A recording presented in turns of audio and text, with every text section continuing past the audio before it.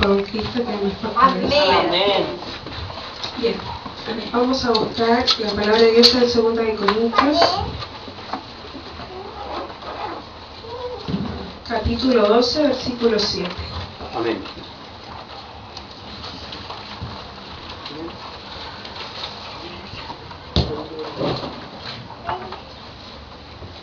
Segunda de Corintios, capítulo 12, versículo 7. Si lo ha encontrado, me dice amén. Amén. Le damos lectura a la palabra de Dios con reverencia en el nombre de nuestro Señor Jesús. Y para que la grandeza de las revelaciones no me exaltase desmedidamente, me fue dado un aguijón en mi carne, un mensajero de Satanás que me abofetee, para que no me enaltezca sobremanera.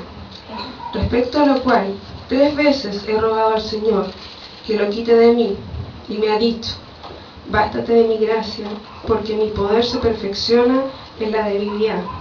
Por tanto, de buena gana me gloriaré más bien en mis debilidades, para que repose sobre mí el poder de Cristo. Amén. Amén. Vamos a orar. Amén. Padre eterno, en esta hora vamos ante tu presencia, Señor Jesús, dándote las gracias, Señor, por esta oportunidad que tú nos brindas de poder escuchar de tu palabra, Señor. Padre, yo nada soy, nada tengo, nada sé. Me declaro incompetente ante tu presencia, Señor. Mas tu palabra dice que tú en mi debilidad te haces fuerte, Señor. Y te pido que tu Espíritu Santo en esta hora se posicione de mi vida, Señor, y pueda hablar a tu pueblo, Señor, de acuerdo a lo que tú me has entregado. Gracias, Padre, por todo lo que nos brindas, y te pido tu bendición en el nombre del Padre, del Hijo y del Espíritu Santo. Amén.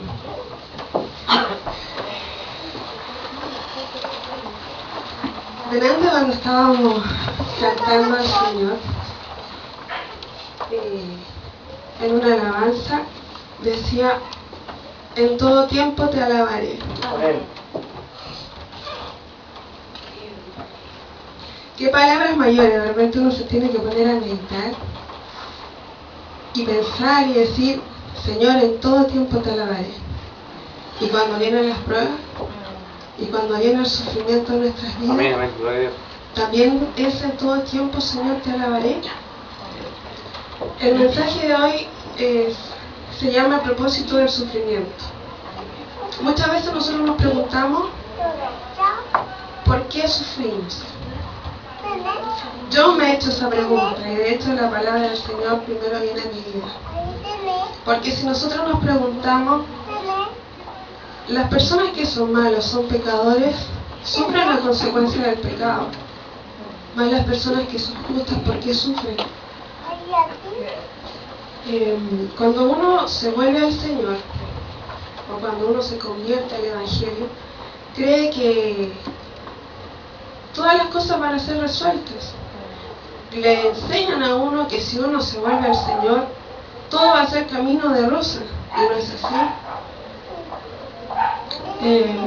La palabra de Dios en Salmo 34:19 dice: muchas son las aflicciones del justo, pero de todas ellas la libra el Señor. Dice, muchas son las aflicciones del justo, o sea, no estamos exentos. Tenemos aflicciones y vamos a pasar aflicciones, pero para eso está el Señor, para ayudarnos a pasar por estas aflicciones.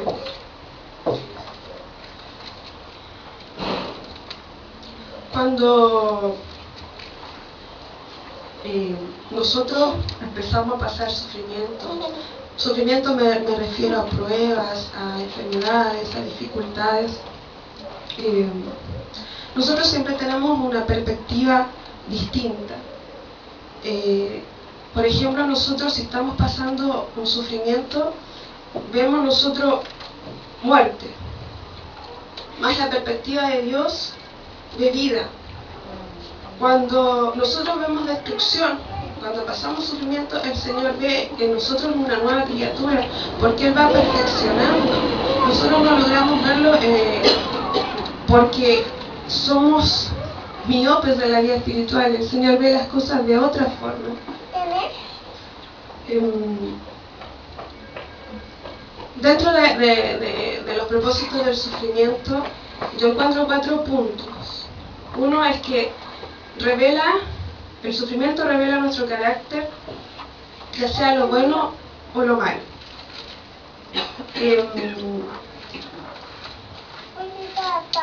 Cuando uno pasa por una situación, ¿a qué quiero llegar? O sea que cuando uno pasa sufrimientos, pasa dificultades, uno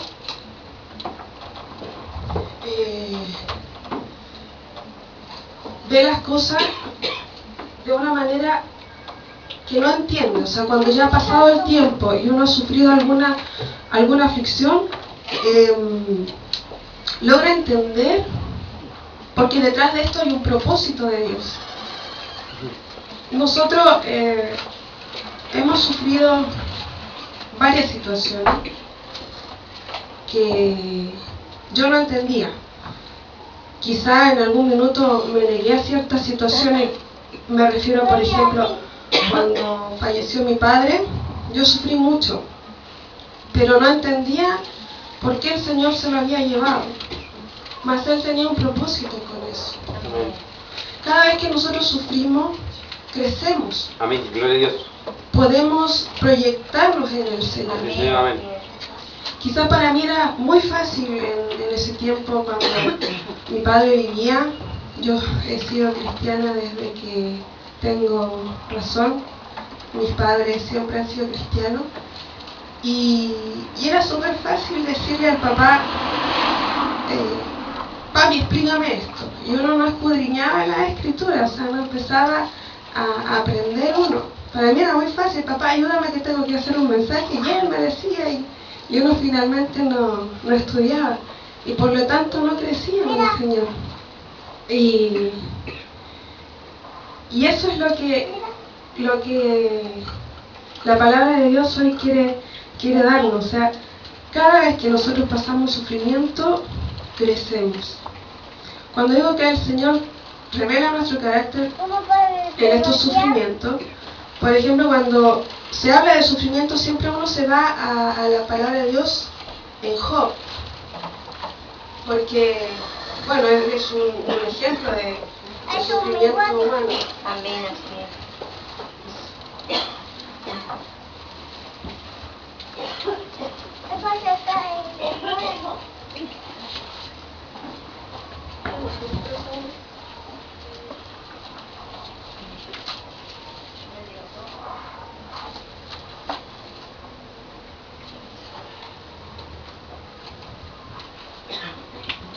Bien, ¿por qué se menciona Job? Porque, bueno, usted conoce la historia de Job.